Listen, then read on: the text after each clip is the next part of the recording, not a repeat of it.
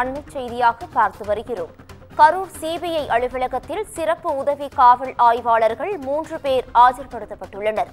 இதுகுறித்தான முழு விவரங்களை வழங்குவதற்காக எமது செய்தியாளர் கிருஷ்ணமூர்த்தி இணைப்பில் இணைகிறார். கிருஷ்ணமூர்த்தி, வணக்கம். இதுகுறித்தான முழு விவரங்களை பதிவு பண்ணலாம்.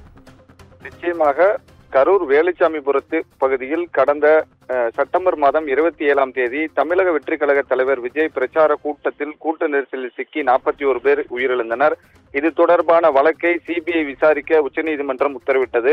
கரூரில் சிபிஐ விசாரணை கடந்த மாதம் 17ஆம் தேதியன்று நடைபெற்று வருகிறது. தொடர்ந்து குறிப்பாக எஸ்ஐடி குழுவிடமிருந்து பெறப்பட்ட ஆவணங்களை வைத்து எஸ்பி பிரவீன்குமார் தலைமையிலான சிபிஐ அதிகாரிகள் முதற்கட்ட விசாரணையை தொடங்கினர். தொடர்ந்து கடந்த 5 நாட்களுக்கு முன்பாக வேலுச்சாமிபுரம் பகுதியில் 3D டிஜிட்டல் ஸ்கேனர் உதவியுடன் சம்பவ இடத்தை அளவிடும் பணியானது நடைபெற்றது. அதன் தொடர்ச்சியாக கரூர் சுற்றுலா மாளிகையில் தங்கியுள்ள சிபிஐ அதிகாரிகள் வேலுச்சாமிபுரம் பகுதியைச் சார்ந்த வியாபாரிகள், பொதுமக்கள் என இதுவரை 25க்கும் மேற்பட்ட நபர்களிடம் சாட்சியங்கள் பெறுவதற்கான விசாரணை நடைபெற்றது. இந்த நிலையில் சிபிஐ அலுவலகத்தில் சம்பவம் நடைபெற்ற போது வேலுச்சாமிபுரம் பகுதியில் பாதுகாப்பு பணியில் ஈடுபட்டிருந்த நேற்று மட்டும் 12 காவலர்கள் சிபிஐ அதிகாரிகள் முன்பு ஆஜராகினர்.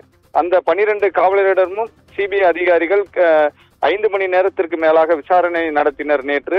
இன்று கரூர் சிபிஐ அலுவலகத்தில் 3 உதவி ஆய்வாளர்கள் மீண்டும் விசாரணைக்கு ஆஜராகியுள்ளனர். சிபிஐ அலுவலகத்தில் நேற்று 7 உதவி ஆய்வாளர்கள் ஆஜரான நிலையில் நேரம் கடந்ததால் ஒரு சிலர் நேற்று இரவு அனுப்பப்பட்ட நிலையில் 3 பேர் இன்று விசாரணைக்காக ஆஜராகி உள்ளனர் என்பது குறிப்பிடத்தக்கது. பவித்ரா, கூடுதல் விவரங்களுக்கு நன்றி கிருஷ்ணமூர்த்தி.